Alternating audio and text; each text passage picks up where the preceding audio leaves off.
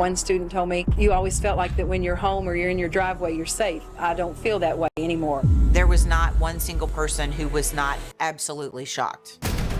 Whatever happens now, I mean, life will never be the same for us. They want to know who would or could do something like this. Everyone was terrified. I want justice. That's what I want.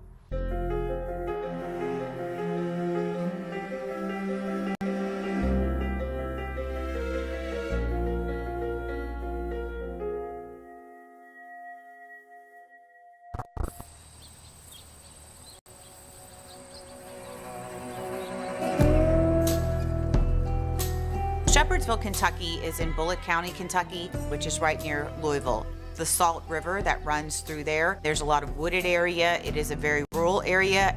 Shepherdsville's a safe place to live. It's a pleasant, friendly community, by and large. I've been here for 47 years. It has the best of both worlds. It had the proximity to the large metro area so that people could enjoy work there and enjoy amenities. But at the end of the day, they went home to a small community where everybody kind of knew each other and looked out for each other.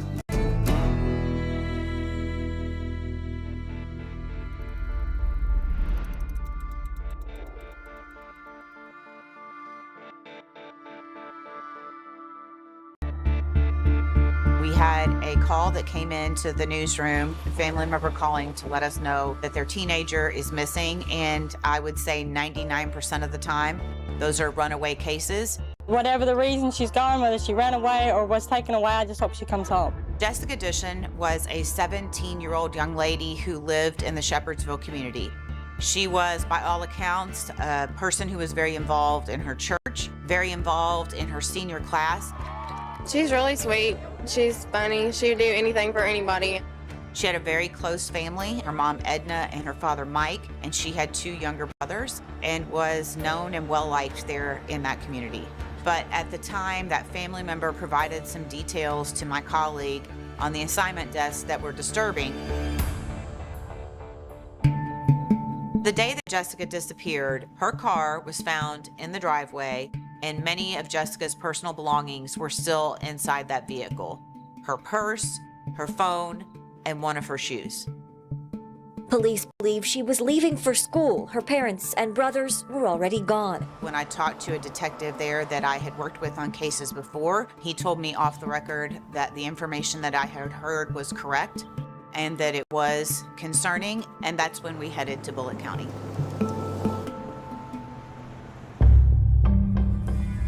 We started talking to people in the community, talking with some family members, and everyone was terrified. I can't imagine what she's feeling, the not knowing, the knowing, you know, which is worse. We all have hope that she'll come home. There were people who volunteered to go out and search, and they walked daily the community, looking for her, looking for any sign of her. The longer it goes on, the more concerned I become. I'm hoping that she'll turn up real soon.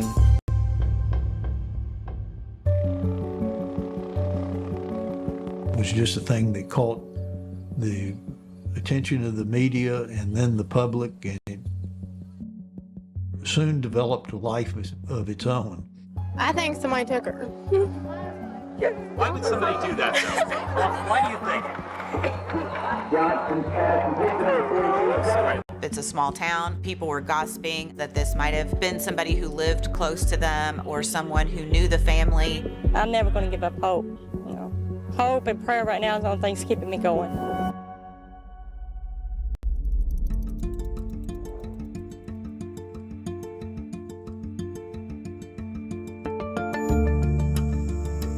The Salt River bottoms are an area where the Salt River bottoms out, and it is a very marshy, muddy, murky area.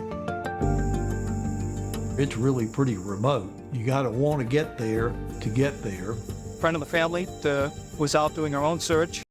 She'd had a wanted poster and she was driving about, and she came up on the body off the side of a road.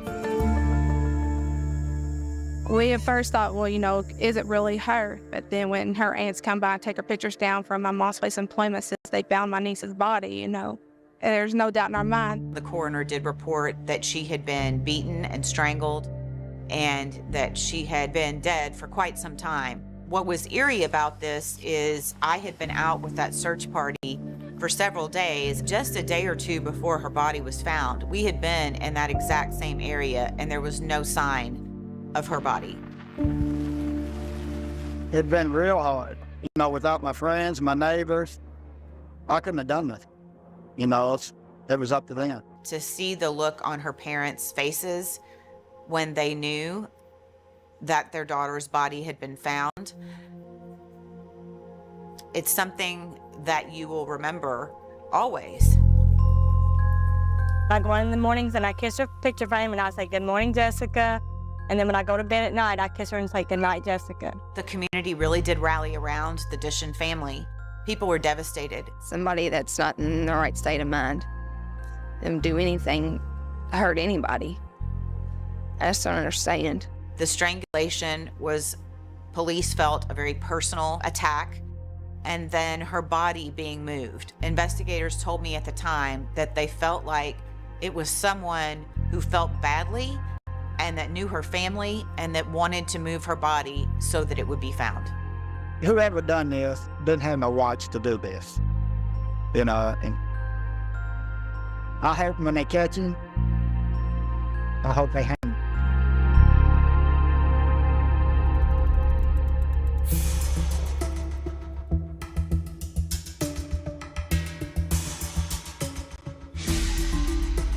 Where the Dishons lived, there weren't a whole lot of neighbors, but there was a farm that abutted the Dishon property. And there was a business there that belonged to the Brooks family. There were brothers in that family, and one of those was David Bucky Brooks. Bucky and Tommy Brooks were hauled off to jail, charged with harassment and stalking. My father-in-law had represented the Brooks family for legal needs over the years. Nothing that I recall that was particularly serious or extreme. The Dishon family testified in court and to police that they were receiving harassing phone calls from these two members of the Brooks family. If you have to travel down a public road that they may reside on, that means live on, you're to look the other way. You're not even to glance toward their homes. Do you understand? Yes, ma'am. The things that we've already had to go through and to deal with, and then to have to put up with this, you know, it's just not fair. Bucky was running this water delivery business that put him around the scene of the disappearance. The family came and asked me to help as he was under suspicion. This is video of a cadaver dog named Donna and her search of the Brooks' farm just after the body of Jessica Dishon was discovered. On the tape, the dog seems to alert to smells of decomposition, first on a couch with a pair of gloves, then on a burn pile. Investigators moved pretty quickly from who did it to he did it, now let's make the case. There were divisions within the community where the Dishons had public support, the Brooks family had public support. Everybody's either related to someone or they know everyone, you know, and been friends for years.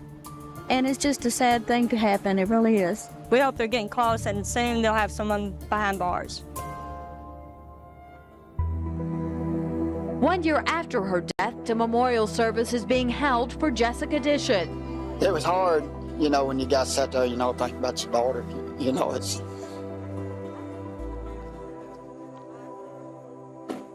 We miss her very much. They've taken my whole heart away.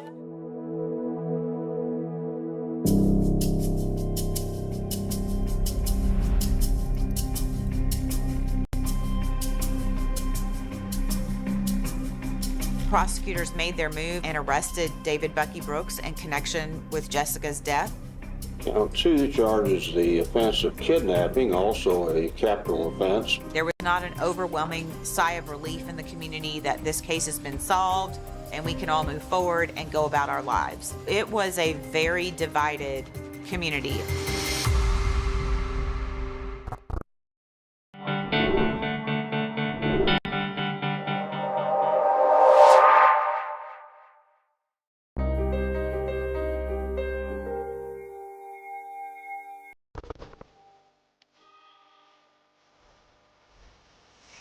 As she got in her car to head to school, she was beaten and strangled, her body left in the woods. A Bullitt County grand jury indicted Bucky Brooks on murder charges in connection with the death of teenager Jessica Dishon. This is video of a cadaver dog named Donna and her search of the Brooks' farm just after the body of Jessica Dishon was discovered. Looks like the dig is the Only thing, I just hope they got the right person, but I'm wondering if they got enough evidence to convict them, an indictment don't mean they're guilty. So Bucky Brooks was married to a woman named Irene Brooks. She was so committed to the fact that he was innocent that she would walk to jail twice a week to visit him, 10 miles one way and 10 miles back home. I hope they do find the poor girl's killer. I don't think she should have died like she did. But then again, they shouldn't accuse an innocent man of something that he did not do. In one final portion of Bucky Brooks' interview with federal agents, he was asked, quote, what would he say if Jessica Dishon's body was found and his fingerprints were on her body? Brooks responded, quote, if you find my fingerprints, I'll have to admit it.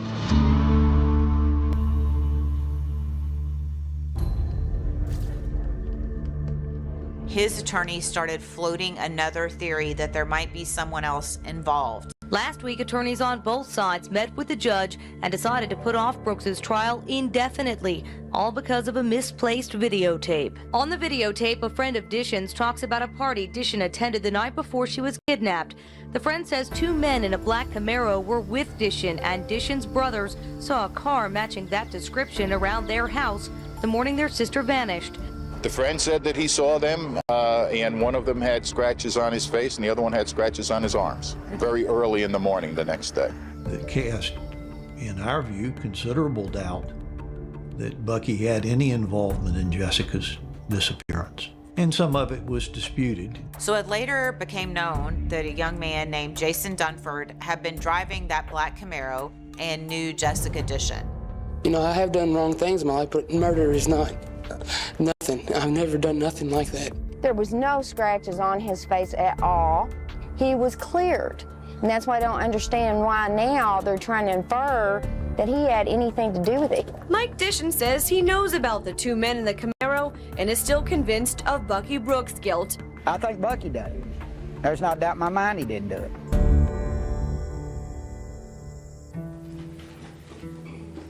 Bucky had some intellectual and verbal impairment, and sometimes he just didn't get things the way other people might.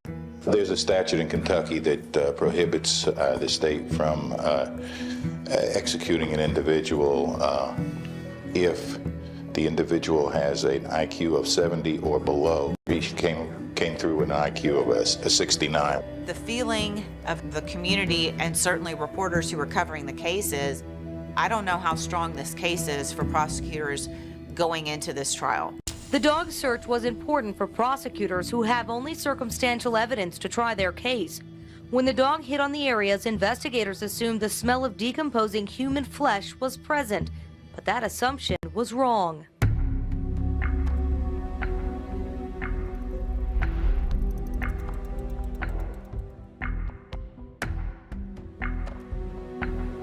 So they went into the trial of David Bucky Brooks. The case was several days in, and that is when a detective from the Bullitt County Sheriff's Office got on the witness stand. That's what the FBI had told us. He was the last one seen her alive. And that was the reason? He failed a polygraph, I think they issued to him. Jack? Polygraph tests are not admissible, shouldn't be, weren't. The judge immediately declared a mistrial. After that trial was dismissed, the jurors said that they were going to vote to not convict David Bucky Brooks. If he did it, they should have found something that linked him to it. I mean, when is it a crime to be mentally challenged in the state of Kentucky?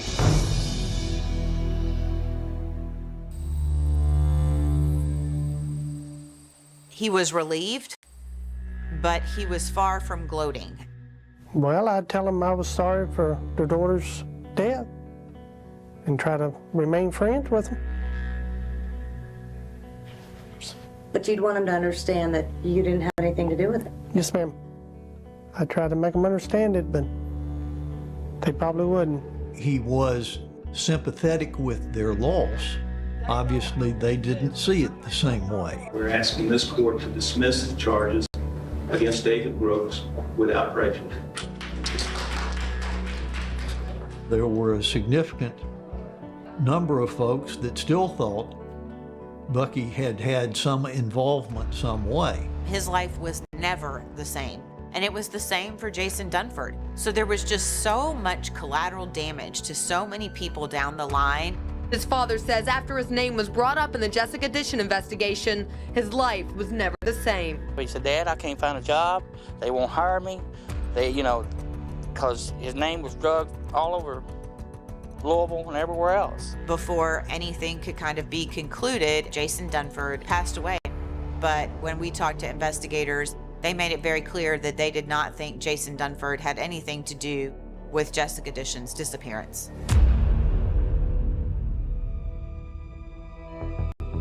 Nearly a decade of their lives compiled in a box. Unlike their daughter's case, it's routinely reopened. We wake up thinking about it, we go to bed thinking about it. Edna and Mike Dishon are now ready to turn their casework over to a new set of eyes. It's tough. I think everybody understands there were some mistakes made in the original investigation, and how much of that evidence he'll be able to use, I don't know. There was a lot going on behind the scenes that the public did not know about. Now, after 14 years, Bullitt County authorities believe they finally have the man responsible. And once the public did find out who was arrested, there was not one single person who was not absolutely shocked.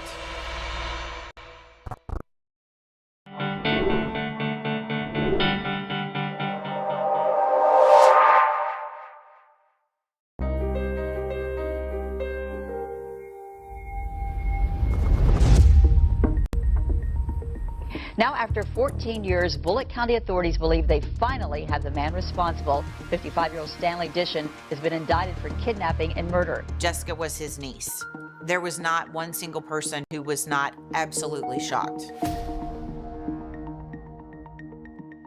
Stanley Dishon has been behind bars since 2005 on a separate case. He's also facing new charges of rape, sexual abuse, and sodomy dating back to 1982. Major relief for me. I mean, just to see something, from that long ago.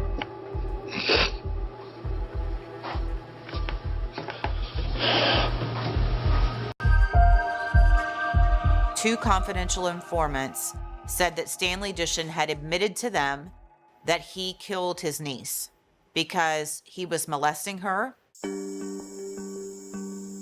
didn't mean to do it, he was jealous.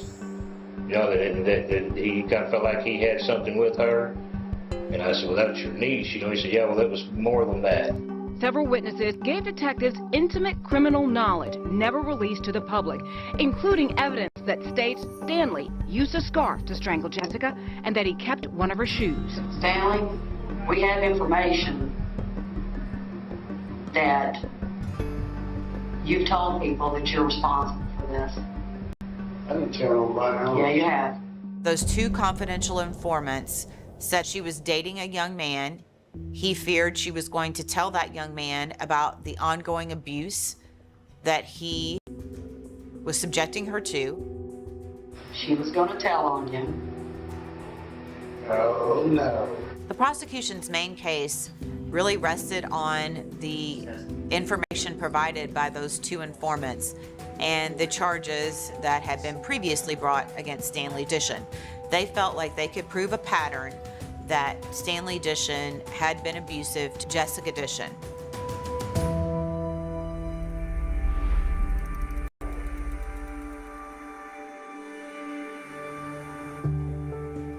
Stanley Dishon in court today pled guilty to the manslaughter of his 17-year-old niece Jessica Dishon in 1999. Dishon also pleaded guilty to unrelated charges of sex abuse and rape involving 3 other victims. He entered what is called an Alford plea. An Alford plea is legally a plea that I will take the deal, but I want to maintain that I didn't do the thing to which you are asking me to plead guilty. Well, it took about 17 years of my life away from me. when he killed my daughter. And I said from the day one, when the man was caught that killed my daughter, I would see him hanged. And that's what I meant. Jessica Dishon's uncle was given a 20-year sentence for manslaughter and other sex crimes. People just felt like, thank God this is finally over, and this family and this community can try to be at peace. I used to look at Jessica and watch after her. Now she's watching after us.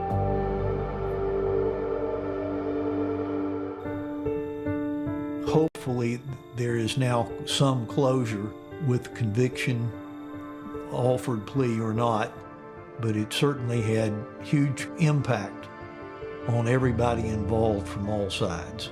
There were at least 3 families who will never be the same. Bucky Brooks has recently passed away. I miss seeing him. I'm sorry he passed. That followed him all the way till his death. It's hard to put the past behind you once the bell's rung. This case is a tragedy for so many. Shepherdsville was a very small, sheltered community. It's a place where everybody knew each other. And the fact that this could happen in their community and could happen at the hands of someone that they knew, it affected the fabric of that community from that day forward.